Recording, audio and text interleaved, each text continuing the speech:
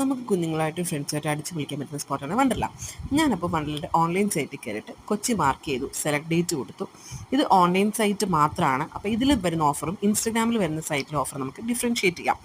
ഇത് വന്നിട്ട് നമ്മൾ റെഗുലർ ടിക്കറ്റ്സ് ഫാസ്റ്റ് ട്രാക്ക് ടിക്കറ്റും കാണിക്കുന്നുണ്ട്. Fast track ticket skip the queue ഇല്ലാതെ നമുക്ക് കയറി പോകാൻ പറ്റും. ഇതിനകത്ത് അഡൽട്ട് 4 മാർക്ക് ചെയ്തു, ചൈൽഡ് ഒരാൾ മാർക്ക് ചെയ്തു. നമ്മൾ അങ്ങനെയാണ് പോകുന്നത്.